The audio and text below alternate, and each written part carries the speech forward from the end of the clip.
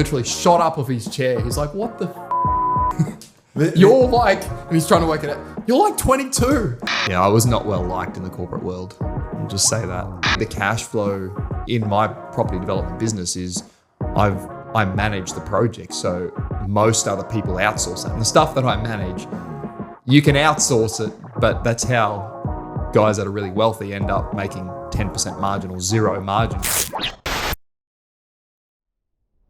You know what, Adam, it's interesting, the climate at the moment, property market, I feel like over last 20 years, a lot of things are changing completely. The economy is changing, for people to afford anything is changing. And so you've been in the game for a while as a property developer yourself. Where do you think all this is going? Where do I think it's going? The property market? I think it's going to the moon in certain places. Yes. There's no supply. There's no upcoming supply.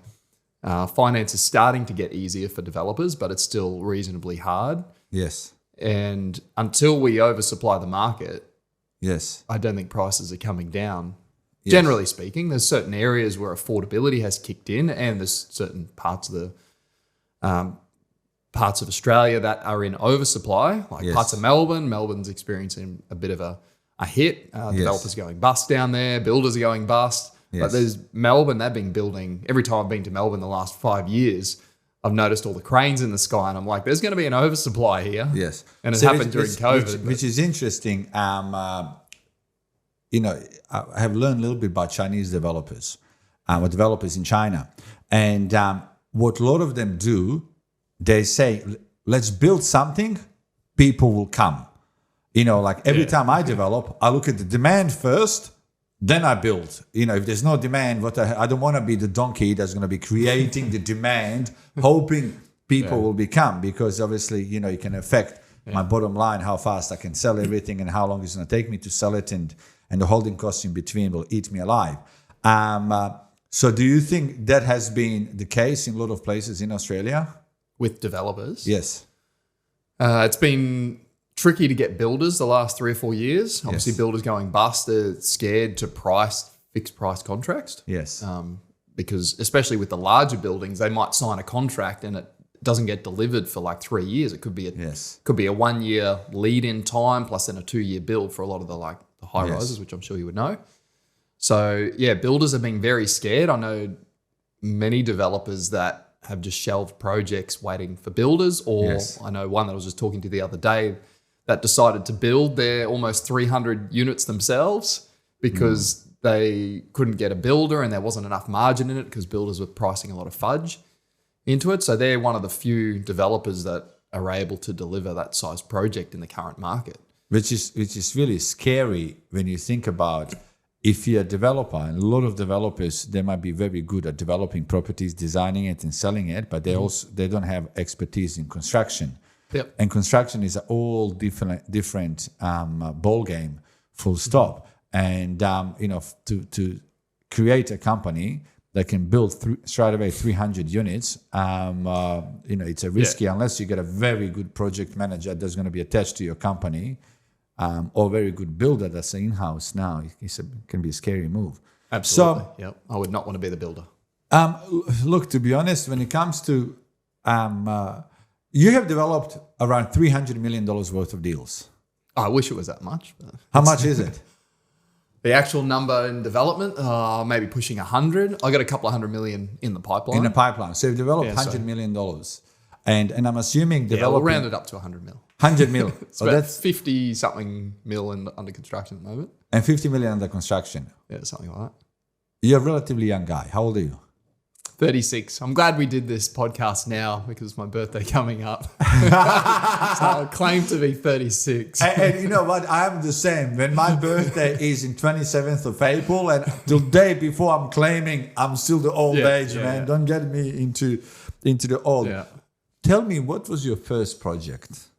That was in Morningside when I was 22. So Morningside, for those people that aren't Brisbane based, is 5 Ks east of Brisbane CBD. So you started big, man, because when I started my first project, I really wanted to buy a block of land in Cannon Hill, which is next suburb to Morningside. And this block of land, developer was selling for $93,000. This is 27 years ago. Early 2000s, probably. 99, 2000. Yeah. And so 93,000. And bank at the time only gave me approval up to 75. And extra, $15,000, $20,000 to me was like a freaking, $1 billion. And so I physically couldn't buy it. I just couldn't get that $93,000. So I had to go to Gumdale, Vakelia, another 10 Ks out, so I can buy land for $73,000. But the land that I really wanted to buy was about $3 grand, $20,000 more. So you had an upper hand. You went straight away. In 2010, late 2010. Late 2010. Yeah. So what was it? So it was 2 existing houses that needed like substantial renovation, and then 3 townhouses, and they were 3-level, basically terrace houses. So that's a relatively big project for a first project. Yeah, I should never have done it. I should have picked a flat piece of land because it was up on the hill as well. Oh. So it was 3 townhouses at the back, so it had rear street access. And that was building 3 brand new townhouses and renovating 2 homes in front. Yeah. And when I say renovating, there were basically half basement car garages to change the access point, and then pretty much one of them was a full gut and redo. And because I blew all the money on the first reno, I underestimated the cost of the renovation. There's a lot to learn out of everything that you're saying. The second reno, I ended up doing it, like a lot of it by hand, because we just didn't have the budget. So we had I'm just pulling numbers. I think it was maybe a $200,000 budget to renovate both houses. Yes. So, one needed a bit more than the other. And you spent 200 on almost spent 200 grand on the first house. So take me and we back. had about 20 grand for the second one. So I learned how to renovate really efficiently. And when I was sanding at 12 p.m. at night. You learned because you had no choice to learn. Yes. And so take me back. How much did you pay for land? 1.1 mil back then. $1.1 million. Yeah, so I was 22, 3 months out of university. I think it was 3 months or maybe close to six months. What did you study? Engineering. Engineering, right. Yeah. And mom and dad would be really proud, wanting son to be an engineer. I was like, fuck that, I'm becoming a property developer. No, they didn't care. It's the first one to go to uni in my family, so. That's awesome. And you finished the uni? Yep, first class honours. Oh, awesome. I mean, most of us got first class honours out of 11 people that graduated from the university. I went to Rockhampton. Oh, awesome. I think 6 of us got first class honours. We were all so competitive. Yes. So that was a childhood dream of mine to go and become an engineer. So yes, which is actually a skill that complements everything that you're doing now. Yeah, absolutely. Yeah. So didn't make any difference when I went into the workforce. I didn't really give a shit that I had first class honours or not. Yeah, good job, buddy. Good job that you got it. But I still have it, and if other people have seen my other videos, still those 2 frames in the back, one of them has got first class honours on them. I think GPA or 6 point whatever it was, 9, whatever you had to get. Oh, that's awesome. So land you purchased it for 1.1 million. Yeah. How much total did you spend on construction? That is including both renos in the front and 3 townhouses at the back. Oh, this was almost 15 years ago. 15 years ago, that's okay. I'd just be guessing maybe 200 on the renos to resell those houses for, I can't even remember what they'd sold for, maybe 600 grand each, something like that. And how much did you spend building 3 townhouses at the back? Of memory, I think that might have been 900 or 950 was the build. So basically 1.1 plus 200 grand in reno, 1.3 and 950 build. We're talking about call it a mil. $2.3 million. And then probably. Which is interesting, when you're entering the development stage, and the reason why I'm leading all this, because at the moment you're also teaching other developers or newer developers as well how not to make mistakes that you and I made, right? Absolutely. Because it's a lot cheaper to spend time with, for people to learn from you than actually go and blow 200 grand extra on the budget that they don't have. Mm-hmm. Do you know what I mean? So, that's why I most of the coaches out there I got no respect for, unfortunately, because they have no fucking idea what they're doing. Everything you're preaching and you're teaching people, you have done it yourself. So when you tell people, hey, don't do this, or this is a better way of doing it, you're saying that because, hey, I made those mistakes myself, and so let's try to avoid it. So $2.3 million project, holding cost, and how long did it take you? From start to finish, all 5? About 2.5 years. 2.5 years. How much did you sell it all up? I remember it being about 3 mil, close to 3 mil.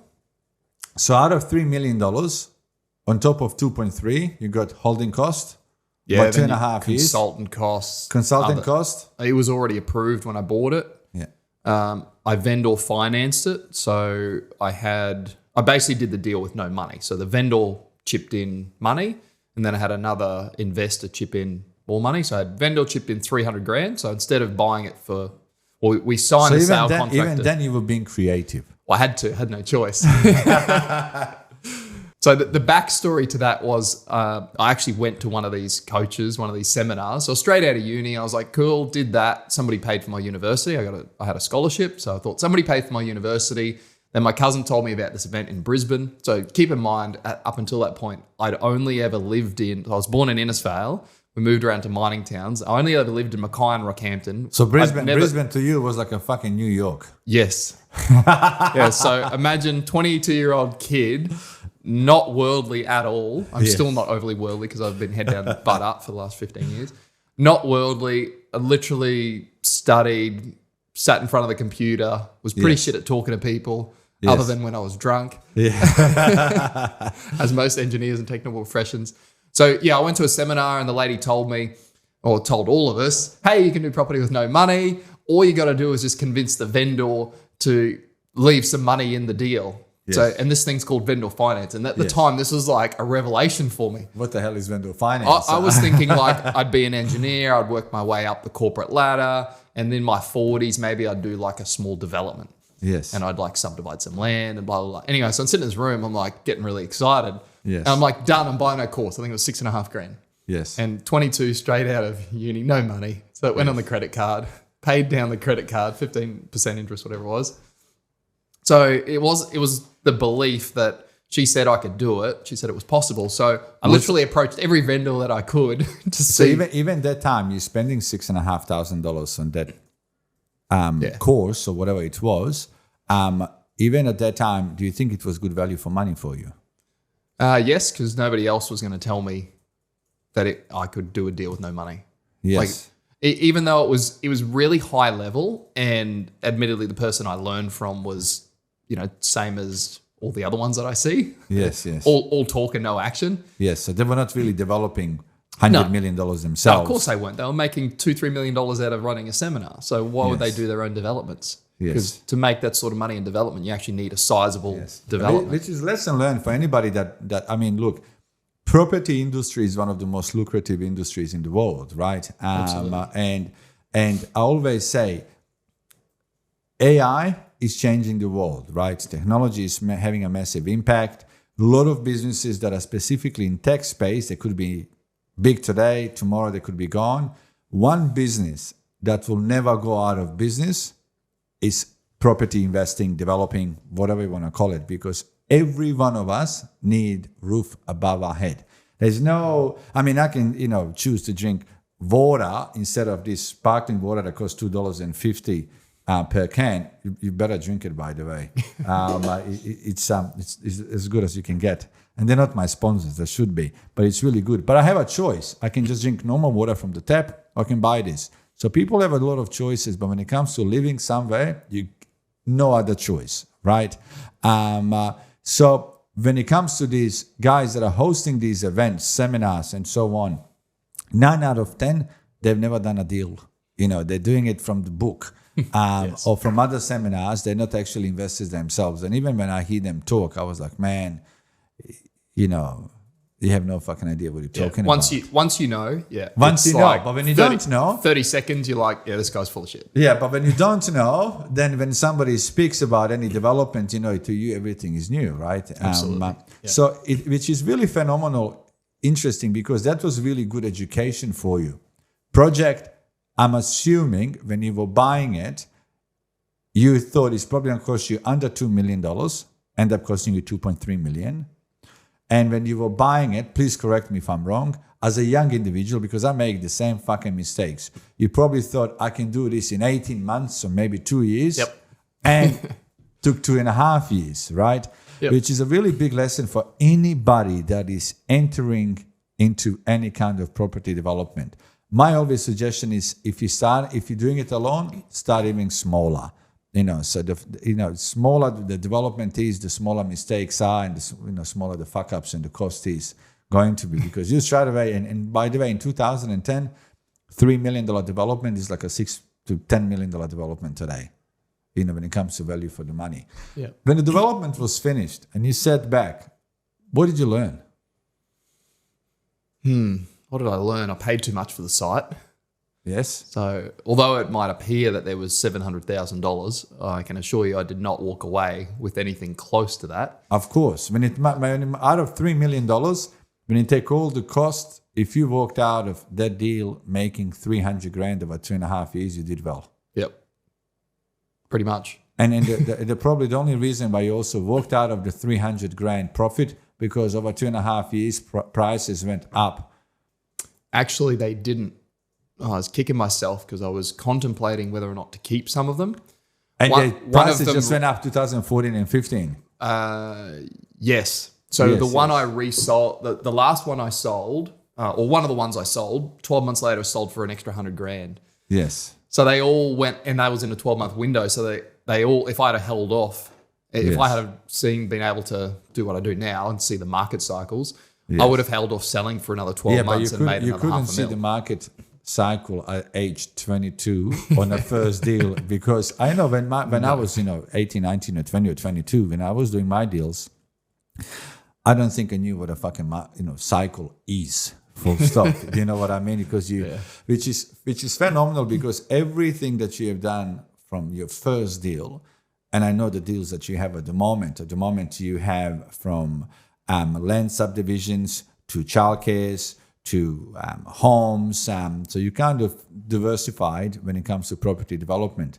But I think the training that you had on your first deal really was massive foundation for the rest, because what I have seen over the years, that a lot of young business owners or young developers, they get burned so much on the first deal, they never jump again.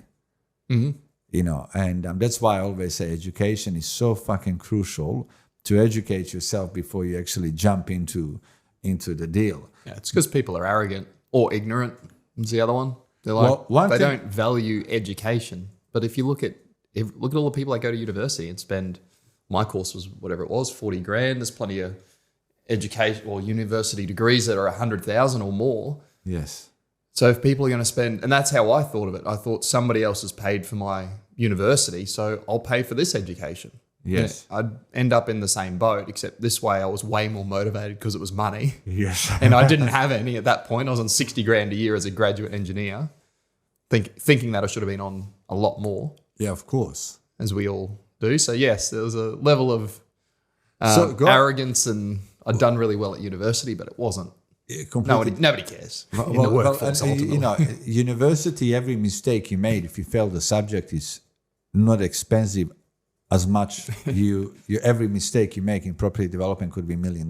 Yep. A single mistake. So looking back over, you've been in property development now, knowing your age for the last 15 years. Yeah.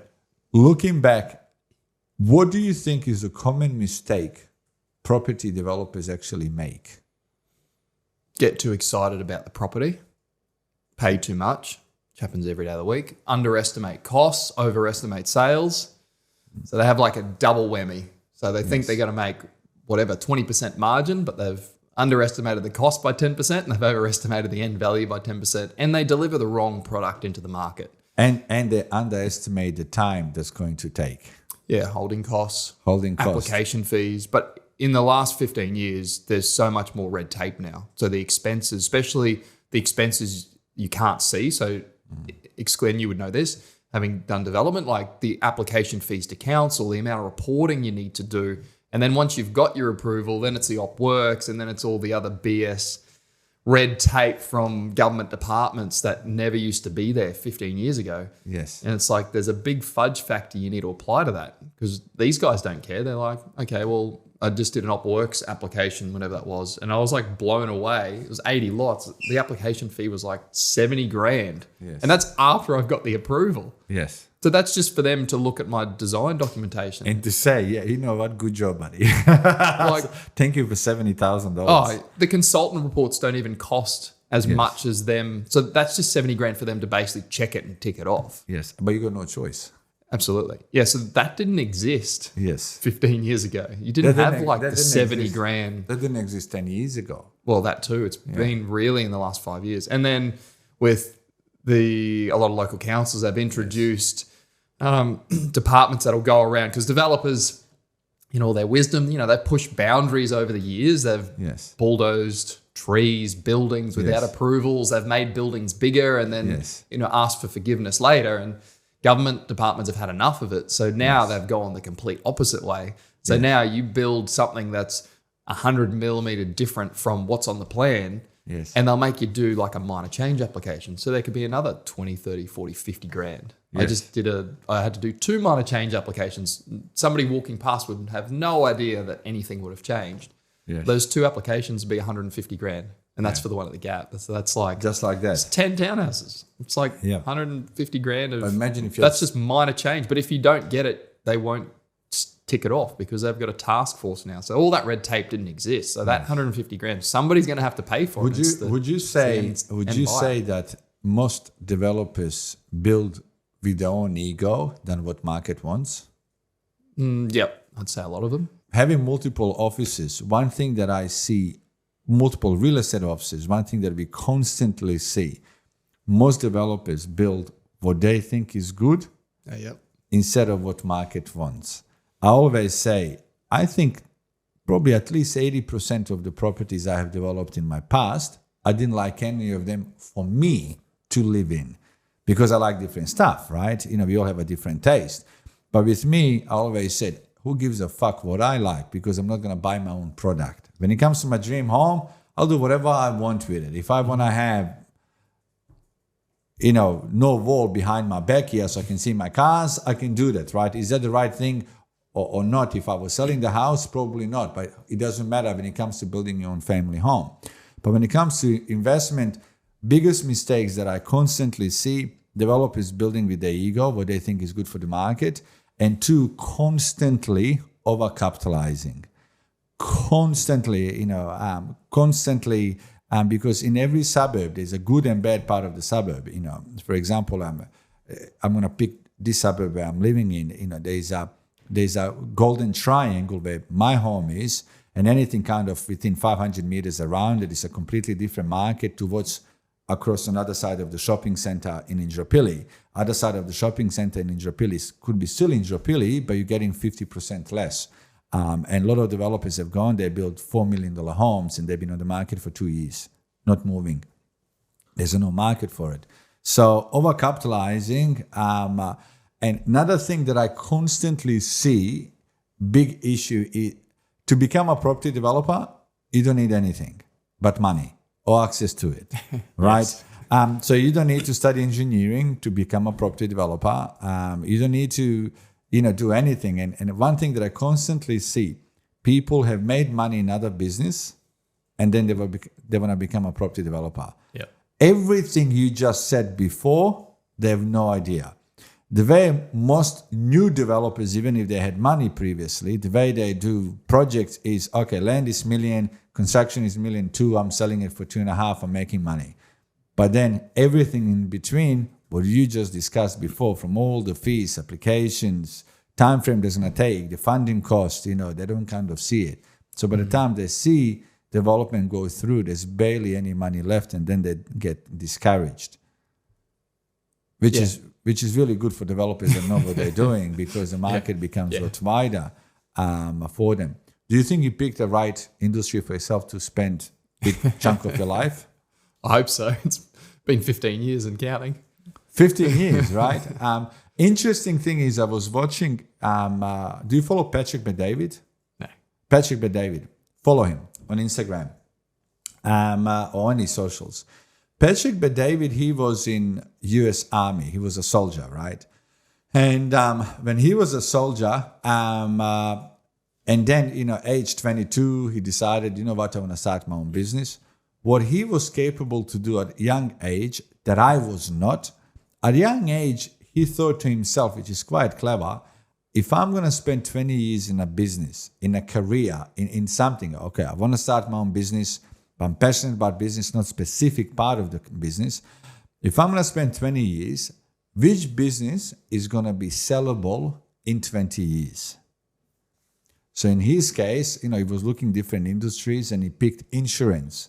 He picked insurance because he thought it's a massive demand, it's a sellable business because you got the book and so on. And 20 years later, he sold the company for $400 million. So yes, he spent 20 years working in the business and he was making money for those 20 years. But one day when he decided to stop, and in his case, was like, shit, I'm going to look for exit strategy now, which he did, and he got $400 million. Were you thinking like that when you were starting? I wasn't. No.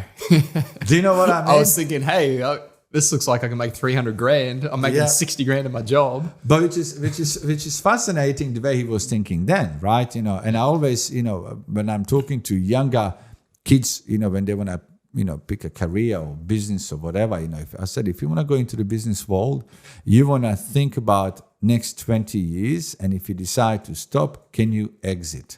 And some industries are just not sellable. Do you think there is a space for property development company to be built that is sellable?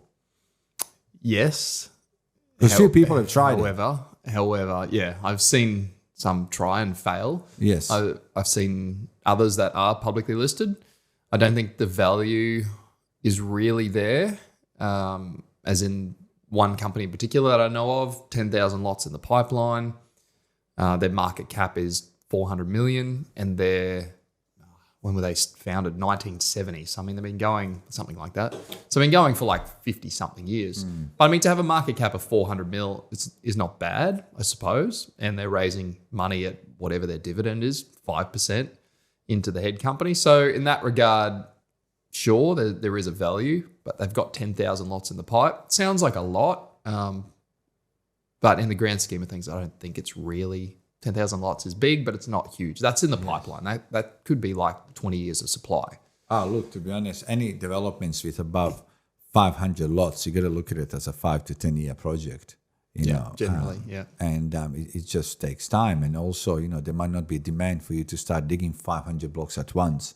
So that's why people they develop it in stages. Being in business for 15 years and looking back now, what have you learned? A lot. Look, my biggest lesson, I think, was I started off with a big vision of doing that first project. Yes.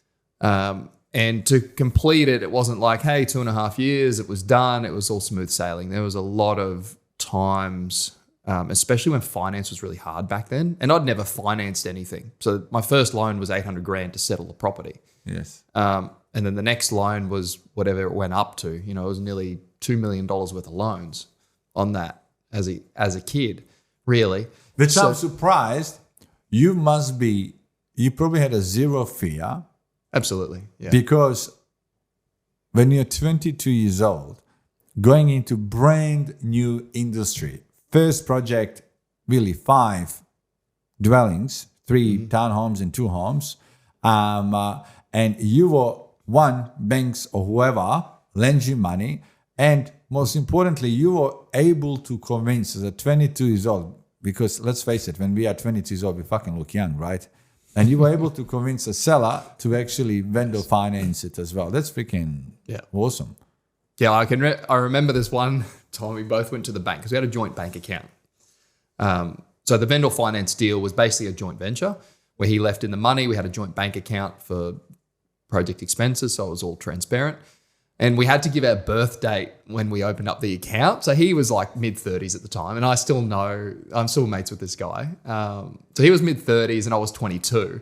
And he couldn't fathom up until that point that I was 22. He just thought I was similar age to him, maybe early 30s. He got up off his chair. So, they asked the birth date and I was like 88. And he's like literally shot up off his chair. He's like, what the fuck? You're like, and he's trying to work it out. You're like 22. Like, and I'm like, deal's done. Because it was literally like setting up the bank account for the joint venture that I was like, deal's done. And he's like, what? Like on the walk back out, he's like, what the fuck? How are you only 22? Let me ask you a question. You are a little bit above mid-30s. If there's a 22-year-old guy comes to you, what would you say? I'd want to be pretty fucking good. They better be good. Which means you were capable as well yourself, even at that age.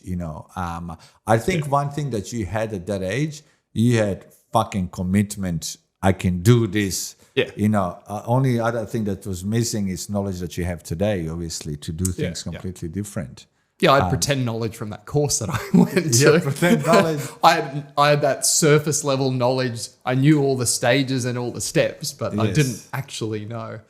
Which is so critical when it comes to people learning. It's the knowledge is such a key. And I always say in property development, I see it I got a lot of mates that are worth $few billion from a different industries, and they go. I'm not going to mention one's name.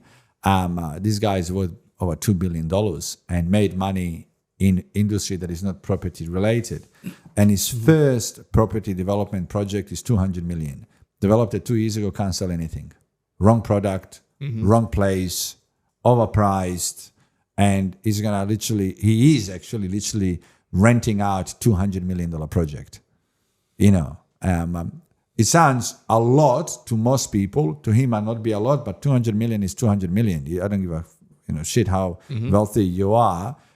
You still want to have the project to move on and not to be a burden. Yeah, it's a nice boat or plane or. Well, he already has quite a few boats too and a plane. So could be just. If you're going to lose money on something, you might as well burn it on a boat or. Well, at least you can. Cool. At least you can enjoy it. Talking of burning money, biggest advice you can give to anybody that is entering property development market today? I'd say just get educated from somebody that knows what the hell they're doing. Yes. Versus all the hype and all the bullshit that everyone promotes. Yes. So I'd say get educated. On social media, everything looks pretty. It does. Looks pretty. It looks easy. Everyone's making money because they're not going to tell you about all the shit stuff. Yes. And I shouldn't say all of them, most of the other people selling courses are making all their money from the courses. Why are they running seminars? How can they run? And this is one thing that I even, when I was doing all these seminars, if these guys are making all this money, why the hell are they sitting in this room teaching us about property? And the answer to that was that they weren't making money from their deals. My advice to anybody that wants to get educated through courses, simply get a proof. Whoever is teaching you, show me your developments that you have done and developments that you're doing today. If they got nothing to show, I can't tell you how good this water is unless I try it myself. Yep. That means they're talking shit. And that doesn't just mean for the last 4 years in the market of Perth, Brisbane, where the market's just gone ballistic. Well, and look, to be honest, market in each city and each parts of the city can be completely different, and I know it through our real estate offices. Demand can be different from suburb to suburb, not alone from city to city. And as people just see it as a Australian market. One thing, what do you think of marketeers, marketing companies? So these are marketing companies to sell developers end product. Correct. You mean? Correct. So marketeers in the way of running seminars to get people into properties? No. So a lot of what I call it marketeers, marketing companies, they would approach a developer like yourself. They would say, hey, look, you got 50 homes that you're building here. You're selling them for $500,000. And I'm sure you've approached by them as well. Let us sell it on your behalf. But they want to charge you 7% or 10% fee to sell it, right? So when that happened to me, and I'm not sure if it happened to you, for example, I was doing 150 houses over time in Ipswich. And when I was building them, each home was worth about $400,000 at a time, or $350,000 to $400,000. And these marketeers, they would come to me and they would say, hey, Emil, you know what, your home is worth $400,000. We could buy, so we'd like to sell it to them. Our fee is 7 to 10%. I would say, hey, buddy, I don't have 7 to 10 fucking percent. My, fee that I can pay is 2.5 to 3%. That's how I did my budget and so on. And they would say, well, why don't you increase the prices by another 5% or 7% so you can pay us our fee? And I would go back to them and I would say, well, I don't have, I can't increase it, because if I increase it, people that you send me, they're going to need a bank valuation, and banks won't value something at 430 grand if it's worth 400. So that means we're wasting our time. Well, they would come back to me, they would say, hey, don't worry about it, because most of these guys that are buying these homes, we get them to buy through their superannuation self-managed fund. So there's no finance, because they're kind of technically using all of cash to actually buy it. So, and I feel like these marketing companies are linked through accountants or whatever they are. Have anybody ever approached you by that at all? Yeah. So what do you think of those companies? I think with social media and the internet now, I think those companies are a lot more careful now than they used to be. Absolutely. I mean, you can't just rip somebody off blind like you used to be able to, or they used to be able to. Because the reason why I'm saying word this, gets out. The reason why I'm saying this, because I always say property is most lucrative market. It's such a rewarding if you know what the fuck you're doing. But I have seen a lot of mom and dads buy companies through these marketing companies. And if they buy something in Ipswich, for example, for 400 grand and they pay 440 or 450, they inflate the prices, and 2 years later they come back to my real estate offices and they said, hey, we want you to sell it for us. And my agents would tell them it's not worth it's worth 400. And they would say, what do you mean? We bought it for 450, it should be worth 550 now. 2 years market has gone up. Well, the fact is they overpaid on start. Once again, everything comes back down to education. Oh yeah, absolutely. Yeah, if they just did their homework. If they did their homework. But yeah, as you know, a lot of those project marketing companies, they go through the accountants, the finance planners. Yep. And unfortunately... And there's a kickback on top of fucking kickback for them to sell something. Yeah, and a lot of those guys have come unstuck as well, the marketing company and the accountant and the financial planner. I mean, it all comes back around. If you do the wrong thing by somebody, it's at some point it's going to come and bite you in the ass. And it has for a lot of those people. And a lot of those marketing companies don't exist today. Absolutely. But they do still, as I'm sure you know, they do still operate, and they do still have those big commissions. And in the last 4 years, a lot of them have been carried. Yes. So, the market has carried a lot of those commissions that they've been. So if they've inflated it by 10%, the market might have gone up 20%. So the clients are happy for now. For now.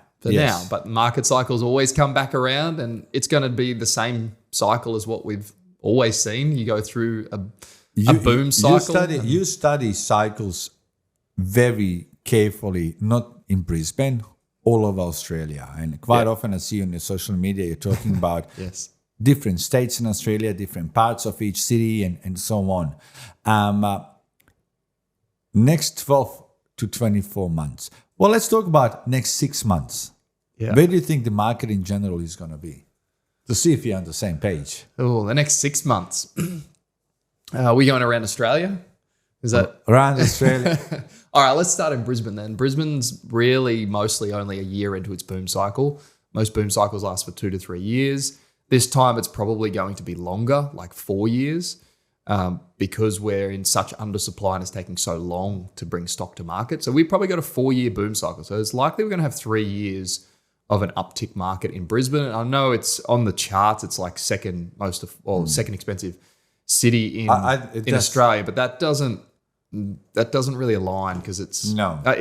It's actually not. I think Brisbane will do well. It'll probably just be modest growth, maybe 10-15% overall over the next 12 months. Yep, over the next 12 months probably overall. So I think Brisbane will do well. Most suburbs, actually probably everywhere, you could pretty much buy blindfolded. Regional Queensland, I was looking at some regional markets literally last night. I did a video on it, and they're all booming. And they're not slowing down, depending on what commodities do. Some of them might take a bit of a slowdown towards the back end of 2025 if they're heavily commodity driven, including my hometown of Rockhampton, which I sold a property in Rockhampton to give me an idea of how much the market's moved. I sold a property and I knew the market was going up, but I just needed the money. So I just sold it. I'm like, I've been waiting to sell this damn thing for 10 years. I got in the market at the wrong time, sold it. I'm like, yeah, who cares if I miss out on 50, 100 grand? Guess what? That property or that area has done 30% growth in 6 months. That was in 6 months. It's because all the interstate buyers. So, but also, I'll just stop you there for a second. When you're in property development world, we all have done projects and deals where, you know what, we sell something, let's say for $1 million today, and in 12 months' time it's worth 1.3, and you think to yourself, well, why didn't I just hold it? But sometimes, if I didn't sell it for $1 million, I wouldn't be able to do project over here. Yep. Do you know what I mean? Because when you're just constantly scaling, you never sell something and then do nothing with the money. So you always place the money elsewhere. The key is to place it at the same time, not 12 months later. Yeah. And I needed the money at the time. And if you didn't take that money off the table at that time, you probably wouldn't do something else anyway. It was a shit property. That's how I learnt my lesson about market cycles. I was in the wrong market in 2013 or whatever it was. Yes. So that market in Rockhampton, it fell by 30% in 6 months. So it's just gone up by 30%. Yes. I was in that market and it fell by 30%. And that was one of my small projects. I did 2 houses back then. What about Sydney? Sydney's a bit of a mixed bag. There's some areas I've started looking into in Sydney to land bank for the next few years. So some of those areas have actually started to uptick. And in particular, the southwestern corridor. Heavily undersupply. Sydney Water's just tacked on another $10,000 per lot. Councils have just tacked on all this extra BS, like as in extra fees for developers to deliver land in those areas. So parts of Sydney Southwest that I've been looking into to do large land subdivisions, they're just starting their uptick. So there's probably going to be some steady growth, but there's no land supply out there. So you can buy a block of land here to do 100 housing lots, but you got to wait however many years for the water to be connected because the 3 other blocks of land and it's similar in and around Brisbane as well. So, I think Sydney is going to be a bit behind Brisbane, I think, and they got affordability issues with how expensive property is there. Now, what about Melbourne? Melbourne's a bit stuffed from what I've been hearing, but I still think there are a couple of good parts of Melbourne. Like I'm shocked you can still buy a house 20K in a 20K ring of Melbourne in shit suburbs. Like they're not great suburbs, but 500K, like 500 to 600,000. That's going to rent for 4 to 5% yield. Like tell me where you can buy property in Brisbane 550 or 500 to 600,000 in a 20K ring. You pretty much can't anymore, or if you can, it's going to be very tricky. You cannot. Unless you find a house that's middle of the freeway. or it's got termite damage. Or it's flooded completely. Yeah. So I was looking into Melbourne, and there's some suburbs that look like those ones I mentioned that look like they're just starting their boom cycle. And if it's 500 grand, you market that to anywhere in Australia. Hey, you can buy a property for 500 grand, 20Ks from the CBD in the second biggest city in Australia. Like that has never happened before where it's been so cheap. Where do you think population will go in Melbourne? It'll still go up. We still got all the immigration. I know a lot of people are leaving Melbourne, and now they've introduced that tax about if your house is vacant for 6 months or 12 months. So it's a bit of an annoying place to live, and the weather sucks. Great place to visit, but I would personally not live there. I think you wouldn't, because we are so used to living in Queensland, Brisbane or Gold Coast in your case. And so to us, we have a luxury of having this weather. But people that have been living in Melbourne all the time, all their lives, to them, that's just normal. Yeah, that's not normal to me. No, it's not normal. Not being able to go out with like shorts and a T-shirt on. I remember 2 years ago when I went to Formula One in Melbourne. And we were walking through the gate, and we were so excited we're going to watch Formula One, and it was raining, pouring, dark sky. As we are walking in, there's a guy selling sunscreen. And I look at him, I said, buddy, with all due respect, what the fuck are you selling sunscreen from? Look at the weather. He said, wait, 2 hours, you're going to need it. 2 hours later, 40 degrees. 40 degrees, And sunny. sun out. I was like, man, and just looking at the weather that morning, I was like, man, this is terrible. But they can have kind of 3-4 different. The weather can change 3-4 times in the same day, constantly. And so Gold Coast, which is an interesting market. Oh, that's a funny market, Gold Coast. Gold Coast, the way I see it over past 20 years, is the most aggressive either way. It's most aggressive when it comes to going up, or it's most aggressive when it comes to going down. Yeah. And then I have seen that over the last 20 or 30 years. However, do you think that is changing? Do you think Gold Coast is becoming actually more stable market? I know everyone likes to think so. Because no. I know properties that they would sell for 5 million, same property years later would sell for 14, then few years later they would sell for 6 or whatever. That's just aggressivity of the Gold Coast, which is very rare to find in most places around Australia. So do you think it's changing, or you still think it's aggressive? It's people's holiday homes, people from Sydney, Melbourne are moving to the Gold Coast. We do have the baby boomer generation, though, which is obviously the biggest generation there is. So there is a lot of money coming to the Gold Coast, and from what I'm hearing on the ground, like about unit sales, so like new unit sales on the beach, to downsizers, so interstate and local, so either to live there, but most of them are their holiday homes. So there are cashed up buyers, and I don't think the Gold Coast market is going to go down, but I don't know that it's going to go up as much. But then you still get the luxury sales. If somebody's got 10 mil they want to spend on a property and it's brand new and it's on the beach and there's nothing else, they're going to spend 10 mil. Or if there's somebody competing, the 10 mil could become 11, 12, 13, 14, 15. Whatever they've got to spend. If they've got the money, they're just going to drop it on there. See, the thing is, having a real estate company, I have seen it all the time. There's two things when it comes to selling properties. There's a realistic market value, and then there's two people wanting that property badly. Yep. That's not the market value. I have sold properties that are worth 4 million for 6. It's good for the seller. Great. Amazing for the seller. But all depends how much do you really want to have it. You know what I mean? And when you have two people, specifically when it comes to $10 to $20 million price bracket, so that's the skew on the Gold Coast, which I'm sure you would know. 100%. And I feel like an average house on the Gold Coast is 10 million now. And Yes. when I tell people from Melbourne and Sydney that don't know the market, they're like, what? 10 million? I'm like, yeah, go and have a look at the sales of $10 million houses on the Gold Coast now. Then they were far and few between 5 years ago, 4 years ago. Yes. You couldn't give away a $10 million house. Well, put it this way. You can't go to the Gold Coast and say, you know what, I'm going to buy a phenomenal home for $2.5 million on Canal. Yeah, that's entry-level house on the canal. And we just moved from the canal. They're overrated. To be honest, look, when it comes to to me, I had a home in Paradise Waters, right, on Canal. To me, I loved it because I loved fishing. And if I wanted to go fishing, my boat is right in front of my house and jump on it. That's the only reason why I liked it, right? Yeah. Besides that, to me, for example, when I sold that house a couple of years ago, and then I still had a boat on the Gold Coast. For me to actually go fishing, I had to drive for 1 hour to 1 hour and a half to go fishing. And when I fish half day or whole day, then I have to drive 1 hour to 1 hour and a half back to Brisbane. So for that reason, I love my home. But when it comes to the canal, all depends, all depends how wide the canal is, how close your neighbor is in front of you. How many midges you have.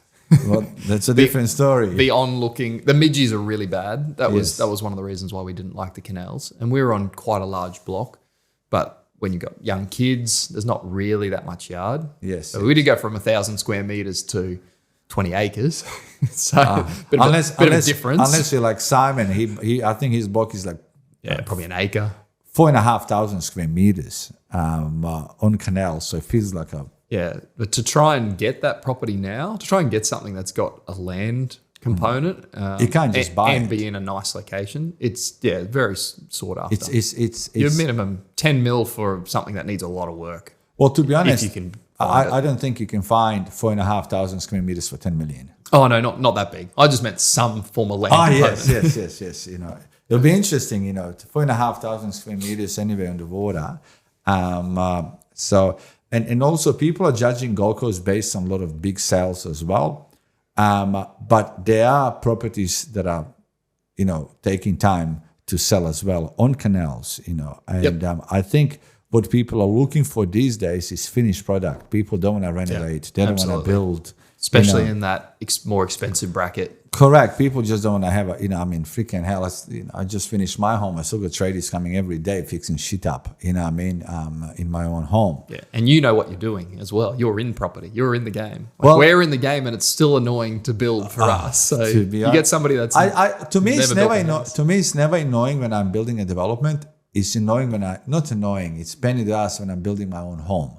Because in my own home, I've changed my mind 1,000 times. I increased the house by 400 square meters halfway through construction. There's just no end. Your builder would have loved you. It was your brother, wasn't it? My brother, yeah. And he said, please never build a house again. He said, actually, he would never build his home for anybody else. It's not about, how big the home is or anything. It's just I was awful client, because when we started building it, we thought, you know what, we're probably going to end up selling it. We finished 90% of the house. We said, we love it too much. We're never going to sell it. Let's extend the house by 400 square meters. They're just retarded, and so it's pain in the ass. Do you think property prices will double over the next 10 years across Australia? I think there's a boom and bust cycle over the next 10 years. Do I think they'll double? It's a pretty big... Depends on which part of the market cycle we're in 10 years' time. Yes. I think parts of the country are probably going to do 20% growth for the next 2 years, 3 years. So we'll probably experience... I think Brisbane will probably do 50% growth overall in the next few years, which means some areas will do worse than that and some areas will do better. If you were first-time investor in Queensland, where would you buy? When you say first-time investor, what's your budget though? Under $1 million. Under $1 million? I think there's too many specifics. I'm just going to stop you there. To give a one answer. I'm just going to stop you there. Think about this, which is really scary. Any first home buyer right now, buying anything, for them to take 800 grand loan or $700,000 loan and have normal jobs as a young couples in their 20s, I was like, this scares the fuck out of me.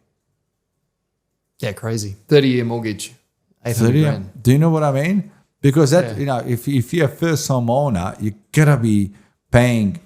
You can't buy anything for $500, right? So you gotta be paying $600,000, $700,000, $900,000. So to borrow that much money and work for somebody else, it just feels like, oh my God, can they actually even ever pay that off? Probably not, but that's the system.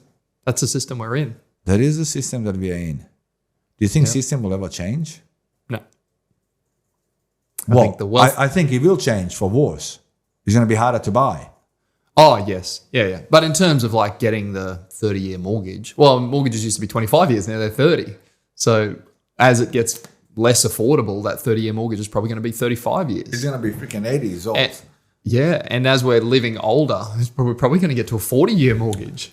Now, you have chosen this life of being self-employed, which is rewarding and challenging, right? Some people would say easier way was to get a job and keep working for somebody else. And there's no right or wrong in anything, right? Because I always say if some people, there's not many people that have a stomach to do what we do. You got to have a lot of fucking stomach, right?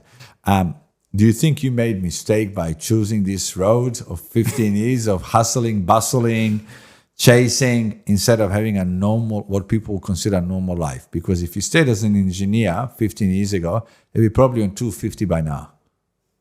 Yeah, I definitely have not chosen the wrong path. I would have slit my wrist 13 years ago. No, I could not last in a job. I got... unemployable. Yeah, I was not well liked in the corporate world.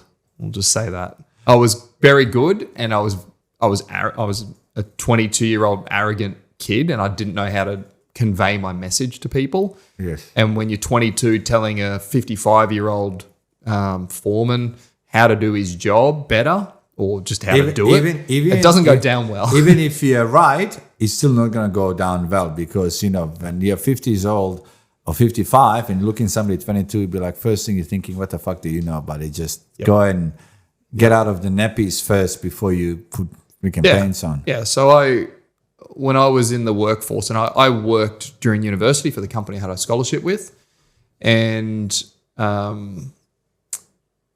I'd only last, so we did like 6-month work placements or whatever, and they were paid work placements. And at the end of 6 months, I was like so done with working. Like that 6 months felt forever.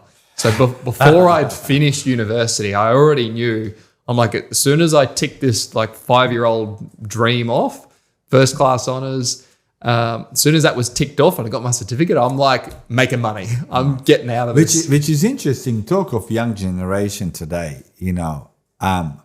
I think the pressure they put on themselves with expectation is not reasonable. It could be too high. I'll give you an idea. The other day I did a Q&A session on Instagram and I had a lot of amazing questions, and unfortunately I was busy, so I only replied to maybe 20% of them. But anyway, there was one stupid question, and this stupid question it wasn't even a question. Guy sent me a message saying, I'm 17, I'm going to be billionaire by age 21.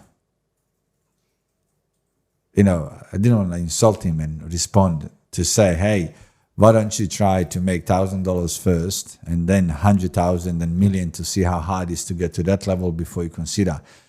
But do you think a lot of kids are living in this dreamland, social media world? I want to have I always put it into very basics. I'm 45. Even in your age, when you were 18 years old, only Ferrari you're really going to see, or Lamborghini, is either watching a fucking movie. There was really no social media then. But now, everybody drives. You know how many people take a photo in front of my Lamborghini and put it on social media and act like they own the car? Really? It's crazy. But these days, temptation is for them is there. If they want to see Lamborghini, Ferrari, there's 1,000 pictures on Instagram, Facebook, everywhere. So temptation is there. Then you got a lot of these. Perfect example. Were you sitting? I interviewed my nephew, 10 years old. Mm-hmm. I watched some of that. Yeah. And I asked him, what does he want to become when he grows older? He wants to be a professional soccer player. I said, well, what if you don't do that? What's your second option? YouTuber. What about all of your friends? YouTubers. Oh, yeah. And I did hear that. And I asked him, does anybody actually want to fucking work? Full stop, you know what I mean? But so these days, I don't think people, like when I was growing up, an interesting thing that you said earlier in this conversation, that even with yourself, when you were thinking about getting into property development, you were thinking that when I'm 40, I can be doing something bigger, right? So even then, at that time, you were probably thinking this is a long journey. I'm not going to be worth $1 billion by tomorrow. But do you think generation is changing? Seems like it. Yeah, I completely understand with what you're saying. But people only see the tip of the iceberg. So, you're at the point where you've got FU money, so you're just, you're flashing the nice cars, but people don't see that you've been grinding for 25 years. Since I was 15, for 30 years. 30 years. And I said to somebody the other day, are you willing to put 30 years of hard work to have this? And I can promise you, there's not many people that would be able to. Anybody can say anything. Or they'll say yes, but they won't back it up with anything. To back it up for 30, like yourself, you said you have developed $100 million worth of properties, and you got a lot of it in pipeline.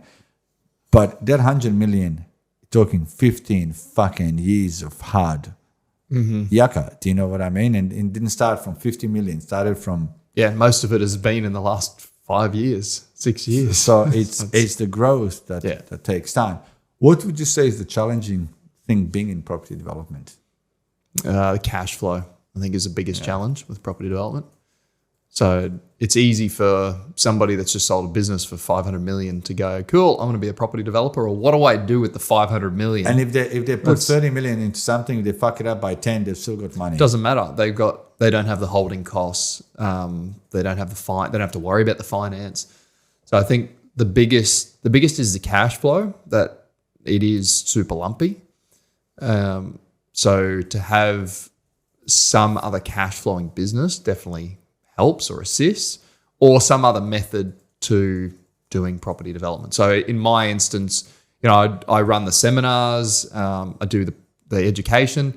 It spits off some cash flow, but in comparison, it's very minor. But really, the cash flow in my property development business is I manage the project. So most other people outsource that. And the stuff that I manage, you can outsource it, but that's how guys that are really wealthy end up making 10% margin or zero margin, because they think they can just outsource the whole thing. You can outsource it. You can outsource everything. But the skill is not in the outsourcing, and it's not in running the business. You can have really good people, but they got blinkers on. A lot of those people, they are what I would call part-time developers, not a full-time developers. Yeah, and they're not doing their own projects. It's not the skin in the game. They don't take a project that's worth, and they're not even thinking like this because they're just getting paid like an employee. They're not thinking, hey, I'm buying the site for 10 million. How the hell do I get it to be worth 15 or 20? And how do I do that with as little amount of money as possible without even owning the site, to try and extract as much value out of it and also de-risk the project? They're not thinking about that. They're just thinking, oh, this guy's employed me to run a feasibility on it.